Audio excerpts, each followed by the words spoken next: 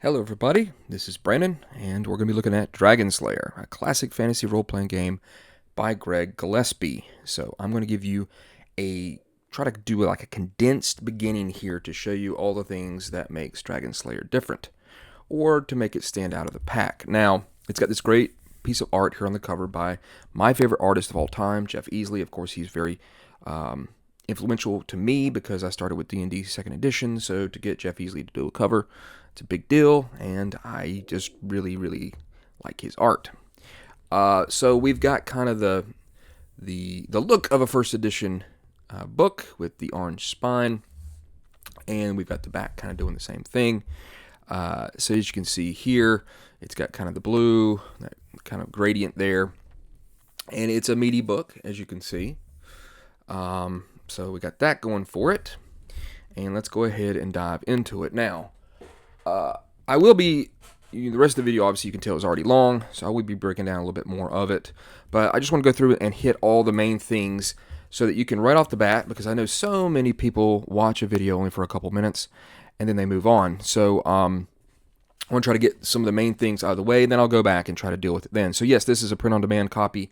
It is on Drive-Thru-RPG. I'll have a link down in the description. Yes, this hardcover book is $80, which I will also be putting my 2 cents in on that and explaining some of what I know from Greg, why this book is the price that it is, because it has been a source of contention for a lot of people. So here we've got our first piece of art here, Dragonslayer. I mean, that looks good to me. The art is fantastic in the book, obviously. It's one of the big selling points for it. And here from Gary Gygax, role-playing isn't storytelling. If the dungeon master is directing it, it's not a game, which I agree with as well. And then we've got our credits here. Great interior art here by all these great artists. And the one that really is going to stand out through most of this book is going to be Keenan James. He did that piece of art you saw right there. He is in this book immensely, and he is an extreme talent, I feel. His art is fantastic. So here we have our table of contents. So a good thing right off the bat, we get our character sheet. I really like this just because it gives you a sense of what it's going to look like to put the character into this when you make it. So yes, we've got to hit armor class down here. It's just very nice and clean. And it's got I like the big words there for your abilities, your saving throws. They're breath, death, stone, wand, and spell. I like that, very quick and easy. And so we have our Dragonslayer introduction. Now, if you saw my video I did on the kind of preview of it, it's going to be the same. So we're going to have this great thing here, the 6 tenets of Dragonslayer, kind of breaking down what this game's definitely all about when it comes to like rulings over rules, game balance, who's in control, the maze controller, that's the name for the DM in this. And these are League of Ordinary Gentlemen. These are not superhuman people, maybe like in some other games. So we've got a great terminology here. And the first thing you're going to definitely notice is that the font is a very good size. Obviously for older people that play, these smaller fonts are difficult, or, strange colors of paper with different colored printing, and, with words is just a doozy. So I like these big words here. It's very easy, but I like this terminology. It sets it up right here in the beginning very easily. And then we've got our character generation. So everything here is pretty normal. What do I like? So let's just make sure I stay on track here. This font here is dynamite. I absolutely love that font. It's got a great fantasy look to it. It embraces kind of the Dragonslayer logo here on the front. I mean, it's the same. It is great. I really enjoy that font all throughout it. So you've got the Cyclopsmen, and Cyclops, of course, are cool. This is obviously an homage to Krull, one of my favorite sword and sorcery films from the 80s, and anybody that says it sucks, they're wrong. So I'm very happy to see the Cyclopsmen in there, and they're very neat. And I do not believe that they're overpowered the way that some people believe. Look at all these ability score modifiers they have. They've got a lot of negatives, and they can't consume alcohol, so that's not going to make them as fun. So we've got everything else pretty normal, going steady here. Like I said, I want to hit some of the main things first so that you can see. And then we're going to get into our classes. Classes are this is very easy to read here. Fantastic art. And, that's the thing that I'm going to, I just want to get it out there and say that, this is a big piece of art right here. Even though it's not taking up a whole page, there is a ton of art in it. And that, of course, is going to be one of the reasons why the book is the price that it is, on top of many others. So it's got just a great, easy layout here of their abilities, their cleric, like their spell progression. You've got these ye old cleric fast packs that you can just pick up a pack. You roll your money, pick up your pack, and that's how much they're going to cost.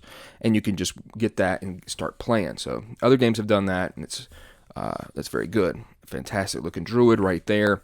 And this is one of the main first things that you're going to see that's going to be neat. This is not an martial arts monk that we know kind of in other games. This is more of a friar type monk subclass here of the cleric. They are extremely cool. I like them a lot. They get a bonus to their armor class goes up. They are very good with the quarterstaff. They're specialist with it. They can start casting spells at level 3. They have a vow of poverty, so they can only possess a certain amount of gold and only 3 magic items. If they violate their faith or their alignment, they have to have a vow of silence. It lasts for 1 experience level. That's pretty cool to actually roleplay that. They can do a holy chant, which is pretty neat. It provides a protection from evil, good, in a 30-foot radius. And that's nice. They can dodge magic missiles with a successful spell save. When saving against all forms of damage, a successful save that normally results in half damage scores no damage. Fantastic. And they're very good with ancient lore. If they're successful with a wisdom check, they can ascertain 1 piece of detail about any historical artifact. That's great. Turn undead at 3. Comprehend languages at level 4. At level 5, they have to take on a holy pilgrimage. So I like that there's role-playing aspects to them that they need to go do. This is a fantastic addition, on top of great art, of course, right here and here. And this is the kind of the monk that a lot of people have been looking forward to. It is a great pull for this game. The fighter is very easy. You'll see he doesn't even actually get an attack bonus until level 3, but he can cleave. If a fighter kills a target, she or he immediately receives 1 additional attack per 2 levels, 1 at level 1, 2 at level 3, and 3 at level 5. Got some smaller experience points they have to get in order to go up in level. They can use all sorts of weapons and armor. It's just very easy, obviously. You do have race and level limits, which I am completely for, so that doesn't affect me very much. Some people, of course, won't like it, but you could always rule that a different way. So the fighter is just very kind of bare bones, but just a hacking machine. We've got a barbarian. It does have a berserk rage that some people do or do not like. The paladin art looks fantastic. The ranger art, of course, is great. We saw him slaying that dragon. Very good stuff there. But this is not, we've got magic user. There's some other little things here and there that, I'll be talking about when I flip back through it. You've got your thief here. You've got your assassin. And then we've got everything that you normally know about weapons and stuff like that. Starting gold pieces. Everything is pretty normal here. We've got a great scene that goes straight into a selection of magic user and illusionist spells, as well as cleric spells, obviously. I really enjoy just these bits of art here. The fact that this is not just like a boring gray rectangle here in these tables here, how it's kind of broken up. I like that addition. It's a little bit more artistic. And then we're going to go through a good section here of spells, as you can see. Like any fantasy game like this now, you're going to have a great bit of spells. And they've got art throughout them, as you can see. Very much kind of reminds me of the way the art is of obviously old D&D or DCC RPG, where you've got these great little spot arts here and there. And we're in the Z's. And now we're going to come to another great section. So right into it, it immediately just goes, it just goes spells, monsters, boom. And then it's just got great art throughout it. A bunch of different artists are used in these sections, obviously, because it's just nice to have, differing artistic views here of what some of these monsters look like. Most of these are fantastic. I didn't see one piece of art that I thought was bad. There might be a couple here and there that I just don't prefer to some other ones, but overall, it's just got a great look to it. And one thing I really like, here's another, probably the next big thing this game does differently. It has a bunch of stuff like demons. It definitely goes and kind of reverses the second edition thing about demons and devils and stuff. It has a huge section here on demons with some fantastic art. and some big write-ups on them. Middle order demons, upper order demons, common order demons, and then here's devils. So a bunch of stuff there. Again, fantastic art by Keenan James. So higher devils, lower devils, big section here on that. And then of course, without Dragonslayer, we need dragons. So here's a great section on dragons of evil, dragons of the cosmos, dragons of good. Great art with them. Definitely, just full on OSR type art here. Just great. And it's a big section. So, yeah, it's got a lot of monsters in it. So that's really, really good. Fantastic Lich right there by Keenan James once again. And we're still trucking.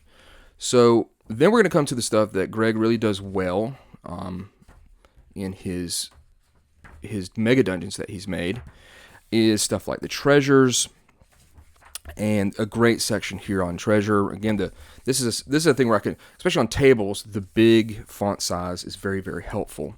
So we've got scrolls and rings and magic weapons, runestones. I really like. A lot of people probably don't have games maybe that deal with runestones. Those are very nice, and I really like this section a lot to read about those. Be something to really add into your game. Award stones. So just a little bit. Branching into some stuff that maybe other games don't use. And then here we've got unique magical items here. Those are always fun. Always like giving those out and letting people find those. See, you can see it's just a very large section. There's a lot of words. It's over 155,000 words. So that also is going to go into the price of the game. Magic swords, weapons, and armor. Valsamix art right there. And then great section here on magic swords and armor. And then we've got combat. Now, one thing I do like about this, combat is in the very back, almost the very back of the book. So very easy for someone that's new to handling the book just to go and say, look, it's in the back. And more likely they're going to land right here and they're going to see this section. It's not a very large section, which is great. He's got a very neat thing about initiative and the placement of where your characters are when it comes to marching order. And pretty much you want to have shorter characters up front with ranged weapons, and then taller characters in the back, maybe with spears and longer weapons. It's going to be kind of the key to fighting in combat, with flanking bonuses, reaches, pushing past monsters and characters and stuff like that. It's going to be very good. It's broken out very easily. We've got a great combat example here, which more games need to always have combat examples for new players. Here's a section on saving throws. I love how there's just big pieces of art that kind of show you just, the inside of a dungeon. So many times it seems I look at these books and it's just a character and a monster, or a character, a monster, a character. And I like seeing more of the landscape or the areas around where you're going to be and doing stuff so that you can show your players what the world is like, what places are like. Then we've got our dungeon exploration section here, light and sound. All these are very good, very easy. Talks about silence and the atmosphere within a dungeon. And then examples of play when it comes to dungeon stuff. So that's very helpful. And how to do time, secret doors, and traps. So it's broken down like secret doors. Here's traps, examples, magical items. Very helpful. Retainers. And then we've got our adventure design, helping you do dungeons with different symbols and features, how you need to create them. Great section. Again, you'll see these a lot in his mega dungeons. Here's a dungeon generator right here. So that's going to get you started. Dungeon room unique features, what type monsters are there, and different types of treasure. And then we've got this great dungeon generator worksheet here. It lets you do each of the different rooms. The door, what's unique about it, the monsters, the treasures, the trap. This is a great section here that stands out to me, and they give you an example. Greg gives you an example of the Black Maze right here, levels 1 through 3. You can just start with this if you wanted to. It's got the monsters in there, and it's going to help you out a bunch. And then we've got dungeon wandering monster tables for different levels. These are very helpful, of course, and there are ones, of course, for wilderness, since we're going to get into the wilderness section. Let you know about the hex map, how to use that, hex encounters, different monsters. Here's the tables for the wandering wilderness monster. Very helpful. How to deal with experience points, all pretty normal. And this is the appendices here. This is really great. This is all of his. This is frequently asked questions here. Some of these are kind of funny. They really break down some questions that people may have, and he's got some fun ways that he responds to those. This makes it a little bit more personable. This is kind of his house rules that he's used for when he runs his mega dungeons. But like right here, what class should I play? If you're not sure what class to play, then play a fighter. And it explains why. With the cleave ability, all the good armor and weapons, what else can we take advantage of? These things help you play the game and overcome some of the difficulties of low-level play or be new to the game. This is invaluable information here. I agree with all of it. It's got some really clever things in order to help you get better, especially like if you're a magic user, what you should do when it comes to, in general, like do not cast your spell in the first encounter, wait until you're truly needed to turn the tide of battle. How can you, so many people say, oh, this magic user, they got one spell and that's it. Well, he lets you know there's so many other things you could be doing instead of casting a spell to help be a better magic user, and how well and helpful certain spells are. He kind of breaks down some: spider climb, charm person. Sleep does get a saving throw, the monsters do. I like that. Sometimes sleep can be very powerful. And then here's Sage Advice again. Very small, kind of quick things here. Check 6, look behind you regularly. Always look at the floor and ceiling. Again, more tips for surviving dungeons, wilderness, all sorts of encounters and stuff like that. And with fun things in it. What is best in life? Thank you, Father, may I have another? So just having fun with it. 10-foot pokes. Don't be a hero. Bring out your dead. Retrieve the bodies of your fallen comrades and funeral pyre them for experience points. So that's another thing that's really neat about this game is that if you retrieve the bodies of your fallen comrades and put them on a funeral pyre, you can get experience from them. So they can help the group even in their demise. We've got carousing rules here. Those are always fun. And you're going to roll some dice here, a D4 and a D20.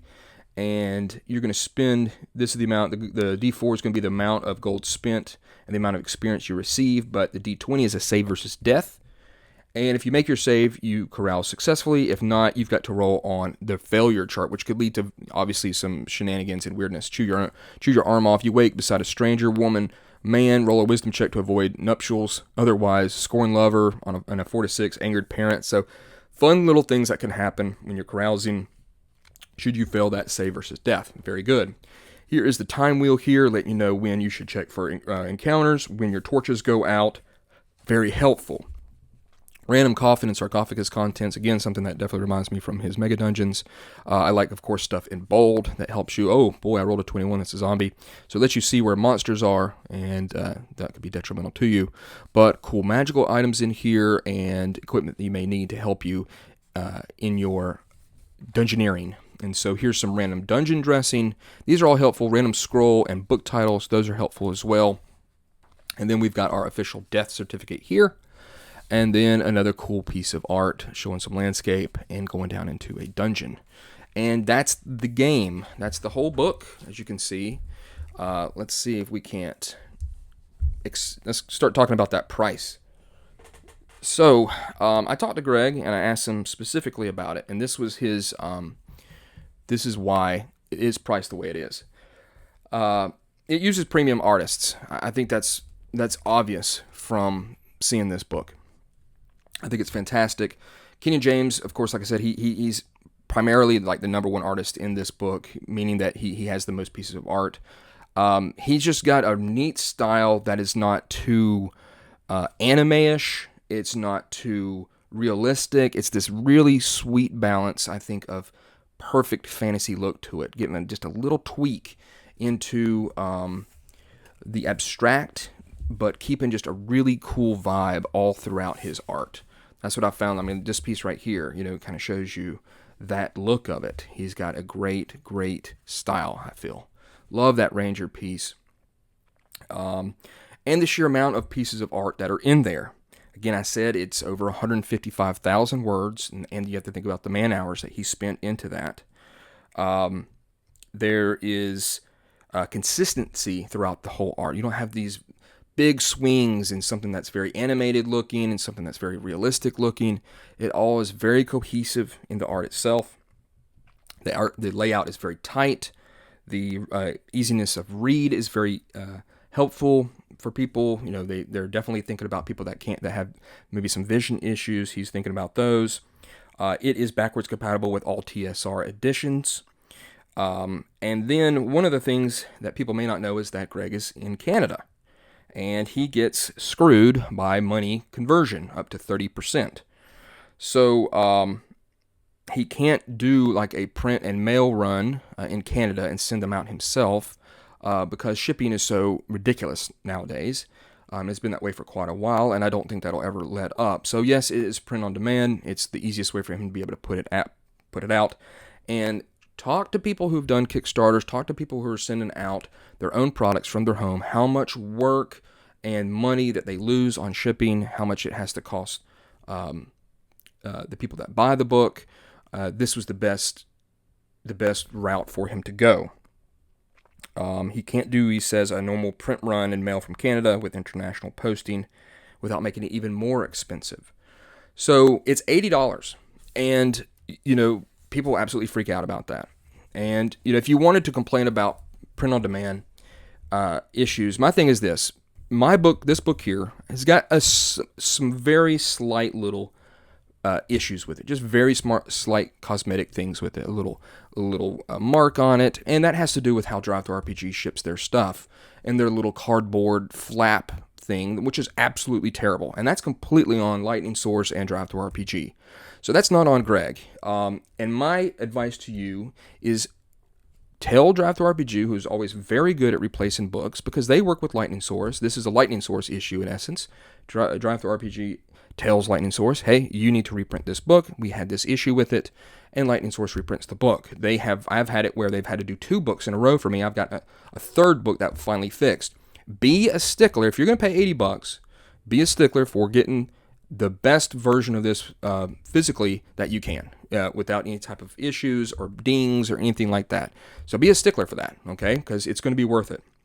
To me, $80, this is the same as Old School Essentials, the 2 books. Now, granted, yes, it has the nice cover. It's got the book, you know, the ribbons, the bookmark ribbons.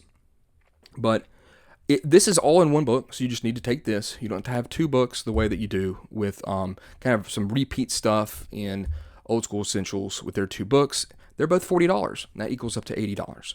So on top of dealing with all the amount of man hours that he worked with this, the amount of words, the coherency, and the art, the fantastic art, I would take much of this art over many other OSR games in a heartbeat.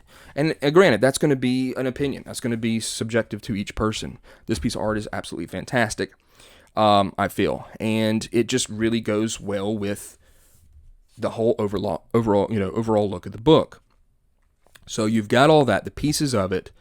That, in essence, is the justification that I've laid out for the price. Now, if that's not something that you want to pick up because of the price, I completely understand that.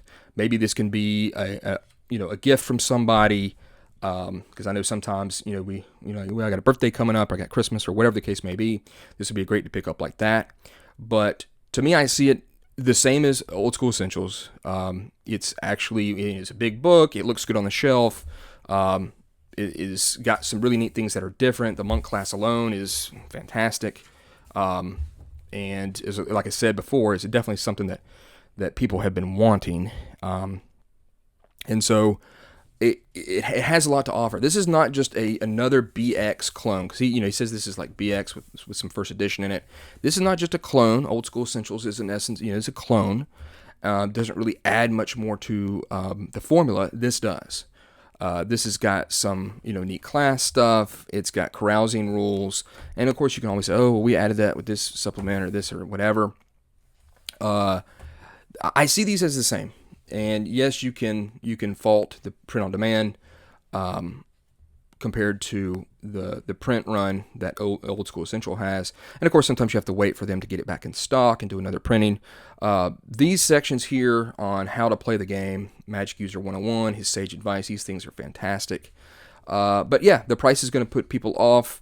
I've given you the justification for those prices straight from Greg. This is a huge amount of work for one man to do. The amount of words, I think of it as the same as with Weird Frontiers, which I worked on. The amount of words in that book, I don't know the amount. It is massive. When you have a 900-page book, the amount of words is huge. And for one man to take on this all himself, that's a big job. I don't feel like anything here is copied and pasted from any other thing I've seen. It's all personally written by him. And yeah, it's got some really good stuff going for it that is unique. I feel that this is a book that you can say this is a premium quality product, much the way that his Mega Dungeons are. Print on Demand is good at taking care of if they've got an issue. So you've got that in your back pocket in case you do have an issue with it, or it breaks down like in a couple weeks or something happens, the spine or whatever. So you've got kind of that reassurance. But yeah, this is to be kind of I wouldn't say an end all, but definitely a stopping point, I feel, for a lot of people searching for OSR books, because we seem to all be kind of, some of us have stopped, of course, kind of keep on getting these versions of OSR books, and they're kind of the same, and I have a feeling that if you look at this one, you're going to say, this is kind of all I need going forward. Like, I really like some of his house rules. I like the class. I like the way it looks, because we all kind of want that good-looking book that's got some really cool rules that you gel with. It's not too difficult for new players. It does what I want it to do while looking good. Maybe I can stop buying these other games, and I think that's kind of the focus of what this is. So yes, it's $80. Would I love to have seen this at $60? Sure. I mean, of course, we'd always love stuff to be cheaper. But I think if you see these videos, other people have done a bunch. He's done a bunch of videos, interviews and stuff. I hope to have him on my channel as well. We'll talk more about this stuff. These are a lot of work. Even just making an adventure is just so much work. And who puts a price tag kind of on those hourly work of someone who's creatively, making something, laying it out really well, hiring the people. There's no AI-generated art in this whatsoever, obviously, as you can tell. It is trying to be a complete package, all in one book, and that, I think, is either not enough for you for the price of it to justify $80, or it is, and hopefully that's helped you make that choice if this is something that you would like to check out and pick up. But if not, the PDF is $30. Yes, a lot of people are going for $30. They're saying that's expensive. The player side of me, the consumer side of me says it is. But now that I see it and I see all the work that went into it, it's a lot better than $80 if I don't want to pay that. Granted, I don't have it physically in my hand. But because it is nice to have. It is, my iPad's a decent size, but it's so nice to see something this big. Especially the full page pieces of art. That's very enjoyable. Nothing will be the same, than having it right here in front of you, of course. But maybe the PDF will go on sale and it'll be better something for you at that time to want to pick up. And you won't feel, torture yourself over the price. But I do think that for a good bit of people, it is very much worth it. There will be some people that will just say, nope, I'm not going to do $80, and that's their right to do, of course. I'm not going to say that they're wrong. But I hope that just those things right there, I have shown you, that makes this thing kind of stand out. I am going to go through the book a little bit more right now, so I want to try to get that out in the beginning. I know this is probably going too long as it is, but I'm going to go back through it here. But yeah, because a lot of people only watch my videos for maybe a couple minutes, and then they move on to something else, and that's all fine and good. So I'm going to break down a little bit more things. So the character generation is very easy to read and understand how to make your character. A lot of this stuff, there's no frivolous crap anywhere in this book. It just gives you exactly what you need. It probably does expect you to kind of know some role-playing aspects already, which I think is fine. This is trying to appeal to the the OSR crowd. So what's a little bit more things that are different? Well, missile and attack damage modifier. So it does have where your dexterity helps you with missile weapons when it comes to damage. Some people like that. I don't mind it. I'm indifferent to it, actually. But that's cool. It lets people that like to use bows get a little bit more damage in, so that's cool. We have an ability prime requisite here to get more experience points. That's pretty normal. And so we've got, humans. Humans are going to have, no ability score modifiers, no class level limitations. That's what's great about them. I am all for that stuff. I know that's a big debate amongst people. But some of these other races are just strong. They are strong, and they've got to be kind of held back a little bit in some aspects to make them less like 5th edition, where everybody is literally playing an absolute freak show. This is going to make you say, hey, I won't be hurt by these things. But a lot of those things are for long-term gameplay, especially when it comes to class and level limitations. You're like, oh, I'm complaining about I can only go up to level 14 or something. Oh, well, how long did it take you to get to level 14? You got tons of game out of that, and you're probably very strong at level 14. So the Cyclops man, again, fantastic, 6'3 to 6'8". They get a bonus to Constitution. They cannot consume alcohol; it's lethal for them. They possess a poor depth perception and are -2 on all ranged attacks. They get a +1 to all saves versus heat and cold, as they're resilient to harsh environments. That's cool. They're immune to poison gas. Just kind of a neat abilities that they kind of have here. A lot of these races do have dark vision, and he used only dark vision just to make it simple, so there's not a whole bunch of other stuff, infravision, this, that, and this. They are very superstitious of arcane magic. They have a deep distrust of wizards, so that's interesting. And the main thing about them is that it says right here, the first sentence, they are rare. So if you don't want to have all your players playing Cyclops men, then don't let them. You know, maybe make them wait or something to play a Cyclops men, or just make one person in the group roll off to play if more people want to play it than just one. We've got our dwarves. They've got gem appraisal. They have stone sense. They have a lot of abilities, which I like that. A racial, they hate, of course, orcs, goblins, hobgoblins, norkers, and bugbears. They have a armor class size adjustment. A lot of this stuff here reminds me, obviously, of early D&D. Kind of mimics a lot of their abilities. Elves has got kind of the same stuff that we know, +1 to hit with a longbow. They're too lithe to employ two-handed melee weapons. I like that. Immune to ghoul paralysis, so that's good, and 90% immunity to sleep and charm spells. Kind of the stuff we know.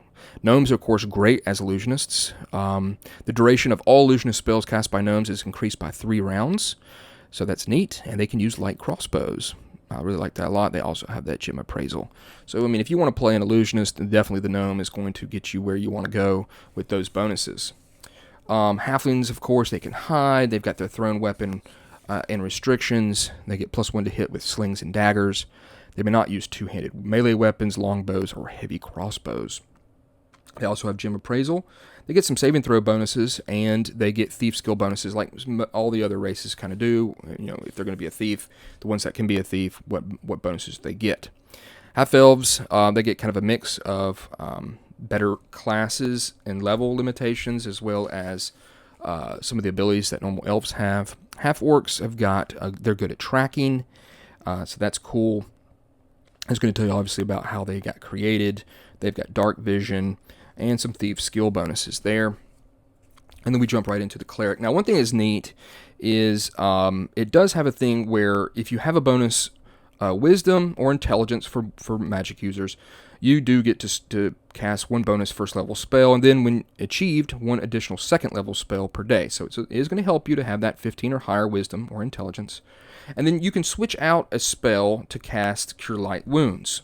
And it's going to be kind of the same for the other magic using classes. So that's Divine Channeling. That's pretty cool. They've got to Tithe. That makes sense. They can make their own scrolls, and it's not anything here by level. So a lot of stuff here doesn't hamper you by level. You can only use that when you're level 7. Only use that when you're level 8. And there are some, but it's not to a huge degree. You can go ahead and start making spell scrolls. It's going to cost you a lot, and a 1 week per spell level. But, it is what it is. Turn Undead. Of course, the Druid looks awesome. Bonus spell, same thing. Wisdom. One thing about this game is it has, which I like, actually. At first I said, ooh, that's a little different. Like clerics, druids may not memorize the same spell more than once per day without use of a magical item. So you can't stock up on a whole bunch of the same type of spell. I think that's a neat little hindrance. It makes an overall well-balanced character, and you shouldn't just be a big healing battery all the time. So that's neat. They've got Sylvan languages they can know. They can pass without trace. Here's some of the ones as they go up in level. The Druid has that. Maybe because they are such a kind of offshoot of a cleric. They can pass without trace, plants and animals. Animal shape at level 7. And then at level 9, they're called to a remote nexus of balance in the wilderness and may cultivate a Druid grove. That's pretty neat. where it will attract other apprentice druids. I like that. And then here's the monk. So, I kind of already went through it. Not much more to say about it because I did it earlier on. But they're just neat. That's exactly the type of monk that a lot of people have been looking forward to playing. Talked about the fighter, its cleave ability that gets very good. Also, that cleave is also in ranged too. It's both melee and missile attack forms. So that's cool. Berserker Rage, they can taunt. If they're taunted, they have to make an intelligence check to negate it. So if somebody taunts them, they may go into their Berserk Rage. So watch out, don't taunt them. They have a 4% passive and an 8% active chance per level of seeing through an illusion or phantasm. That's a very cool thing that when you get up in level, it's going to be very helpful for you. For each barbarian in a party beyond the first, the duration of Berserk Rage is increased by 1 die. So for 2 barbarians, it's for 1d10 rounds instead of 1d8. It's called Cry Havoc there, and that's neat. The more barbarians, the more they go crazy. So that's nice. They have a Coward Sense. A barbarian has a passive 8% chance per level of detecting a backstab or any melee attack from behind. That's very good. And they have a 50% chance that a spell, act, spell-like ability, or magic item that confuses, weakens, or induces fear in a player character is unlikely to affect a barbarian. Very good. Paladins are interesting. You can start off, you have a 10% chance, or 1 in 10, to be sponsored by their knightly order or religious temple and begin play with plate mail and shield. That would help you, if you don't have the money for that, obviously. Even though they can get up to 200 gold pieces, that would be nice to be sponsored. Lay on hands, cure disease, immune to all forms of disease. All the stuff we kind of know from them. They're lance specialists. They may not keep more than 100 gold because they have a vow of poverty. They must defend the weak and infirm. I like that a lot. I think all characters that are all kind of goodly based should all kind of play like paladins. They must make a device, a symbol that must be inspired by family crest, epic deed, or religious order, and it must be unique, something new, and something unique to that character is nice.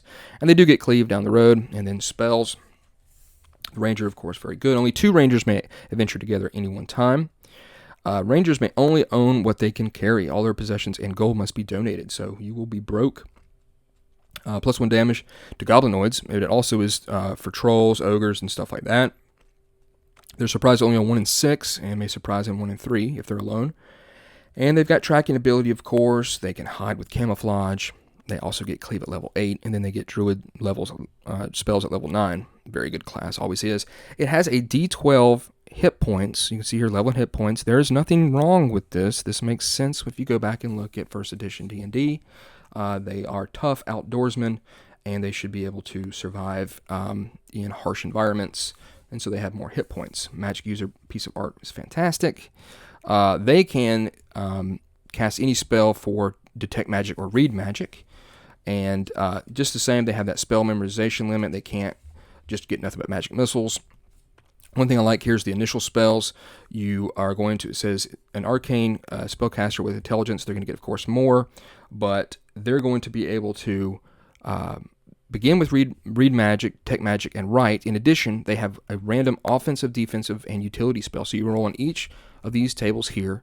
If you get a 6, you get to choose. So I like that it gives you one of each. Again, kind of being a little bit more versatile than just a big magic missile machine. Here's Illusionist again, telling you about the Gnome Illusionists, how good they are. They have the same thing as well when it comes to their offensive, defensive, and utility spells. Thief has got, of course, our percentile, which I love that from 2nd edition. Anybody that says, anything about 2nd edition, the thief skills are just absolutely awesome, and I think the best way to do it. You got your percentages there that you're going to have: appraise, hear noise, climb walls, so on and so forth. They've got backstab.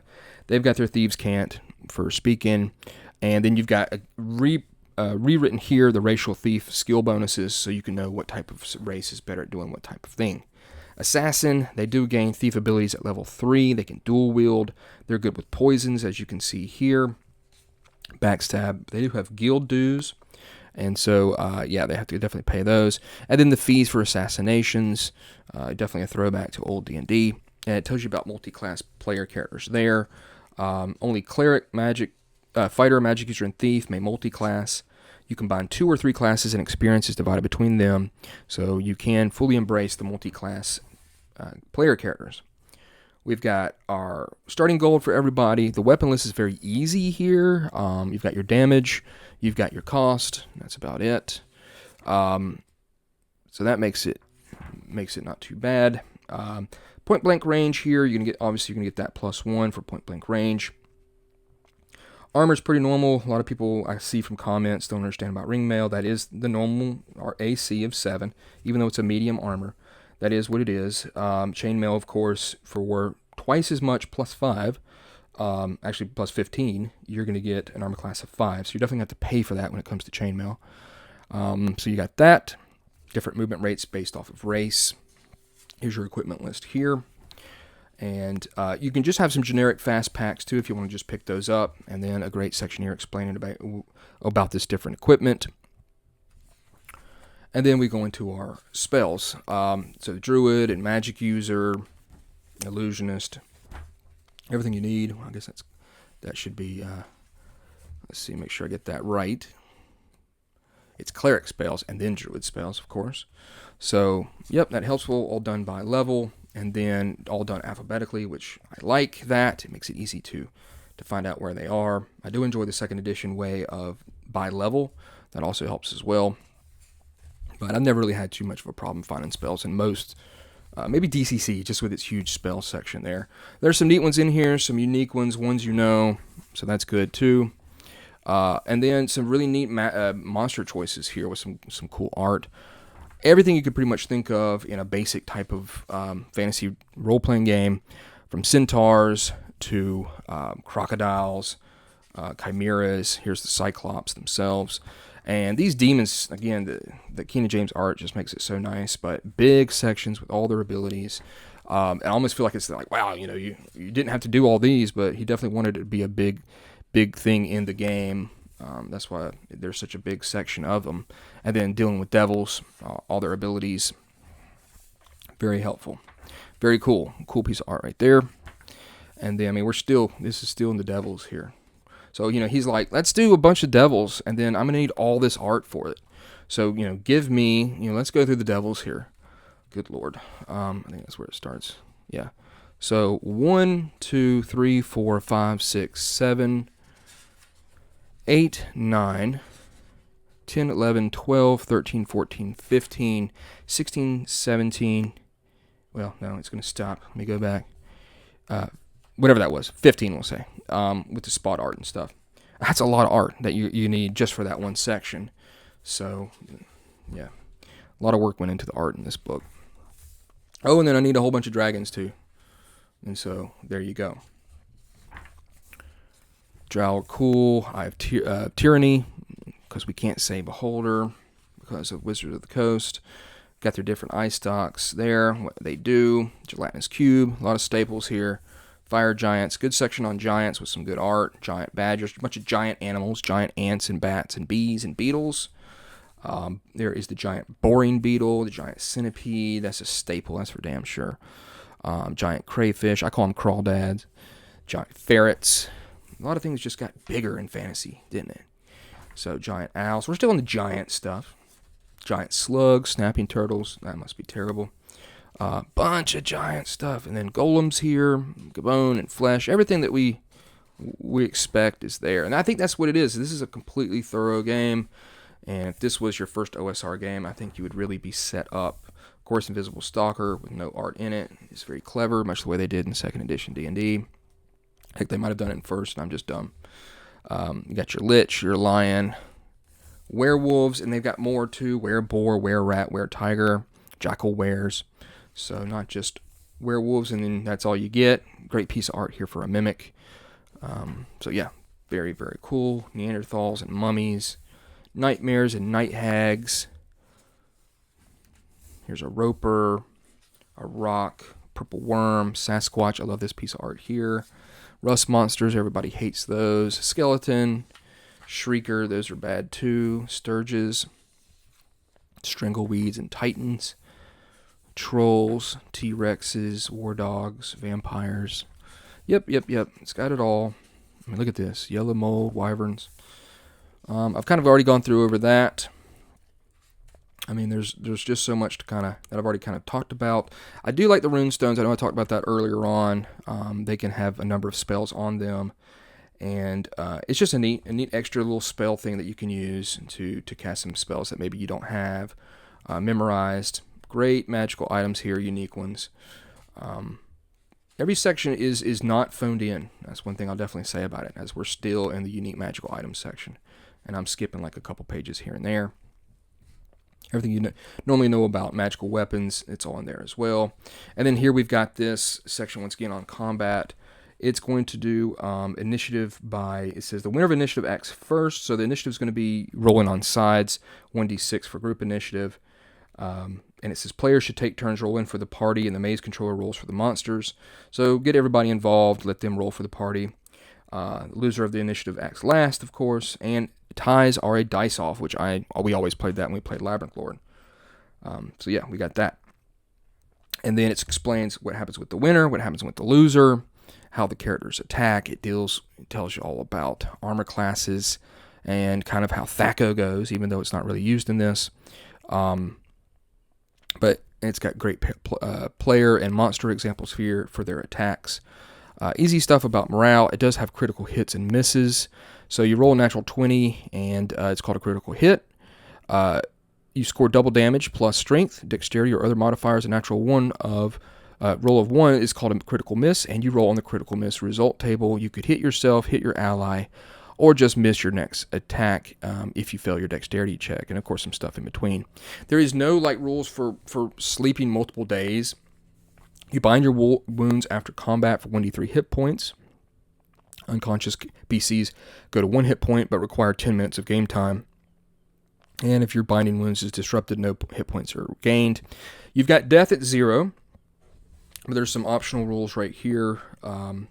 You can play it so that -1 to -9 is a save versus death or die. Save results in unconsciousness for 1d6 rounds, and revival to 1 hit point. Failure is death, and -10 or below is dead, no save. So, again, some optional rules.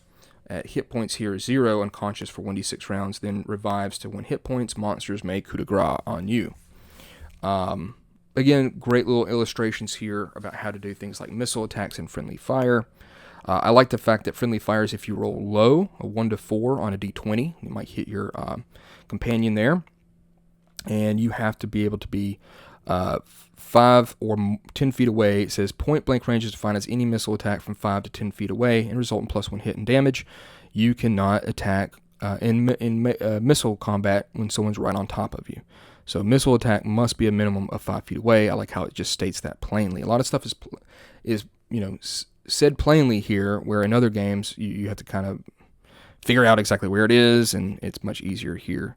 High ground, prone bonuses, flee or disengaging, very easy. There's no fighting withdrawal type thing, I don't think, which is very helpful because in my OSE, old school essentials video, that really irritated me about that rule. But that's just how it has kind of been, Normal saving throws with the D20 with our different one-word names for them, very helpful. They tell you here, players should consider resource allocation, coming in supply. That's a big factor in a lot of his mega dungeons. Dealing with time happens 1-to-1 while dungeon crawling. Anytime player characters do something, the maze controller advances time by 10 minutes. So I like that. So it's just going to eat up more time, so that you have to be on top of your resources, your food, your water, your lights, and then of course random monsters that may come up. So the more stuff you do, the more chance you're going to have for random monsters. There is a cool random dungeon restock table here, so in case you need to restock your dungeons. Telling you all about bricked walls, which of course plays a big part in Barra Maze. How many players and how long it takes to break down brick walls and stone doors. So if you have 3 players, it's going to take 1 turn. 1 player, it's going to take 3 turns. Good section here on different types of pit traps. You can roll those up, different ones, and it explains about how they work. From gas traps, mechanical traps, and curse traps. That's terrible. Swimming, climbing, and rest. You definitely have got to rest every 50 minutes spent in armor and carrying equipment. So you definitely need to do that. You also have to have a long rest, of course. or you'll be exhausted, and great examples of play like I talked about. I like the little secret door debrief, the trap debrief, and the magic item debrief. Retainers are, of course, a big deal when it comes to his dungeon crawls. And yeah, I mean, overall, this is just a nice package here with some neat stuff. There's the funeral pyres, if you want to know more about that. If the body of a slain hireling, man-at-arms, henchman, or fellow player character is recovered, it may be burned on a funeral pyre. PCs may offer up to 50 gold pieces per hireling or man-at-arms, or 100 gold pieces per level of the fallen henchman or PC in coins or treasure, and earn an equivalent amount of experience points plus bonus. So you can kind of get back what they were. I think it's a really neat rule. And then these great frequently asked questions. How else can we advantage ourselves? How do I spend my gold? What's the secret of marching order? It's kind of like what I talked about. Is put dwarves, gnomes, and halflings in front with ranged weapons and have taller PCs behind them with missile weapons. This also allows you to soften opponents prior to engaging in direct melee combat. Give the second rank spears or halberds so they can attack with reach. In short, increase the number of attacks you can make in a standard 10-foot wide hallway. So that's very good. And it talks about how you possibly will die at an early level. It's going to tell you here about magic users and illusionists are pretty weak. Why bother?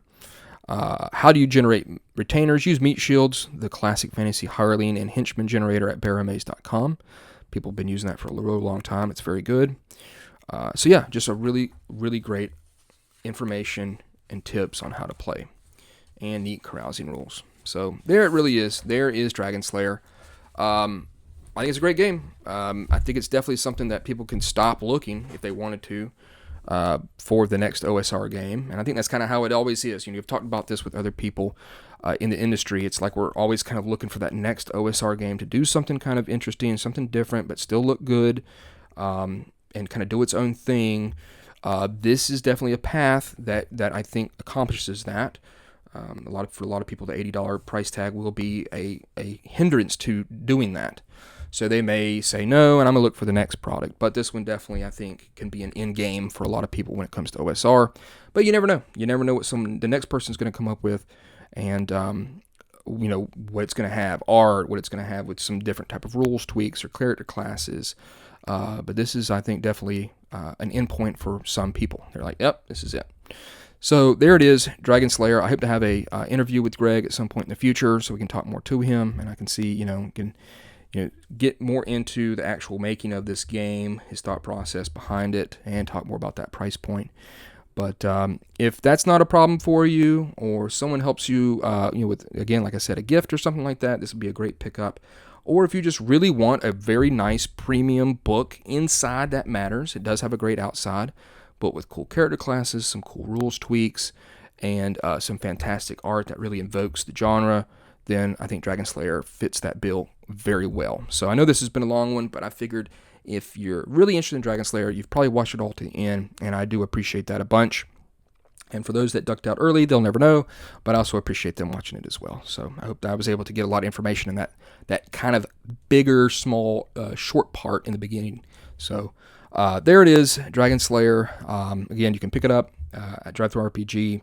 Thank you so much for subscribing. More people every day. Subscribe, watch the videos, like, and all that stuff. Please share this video too, and stay tuned to next time, and I'll have another video for you. Thanks.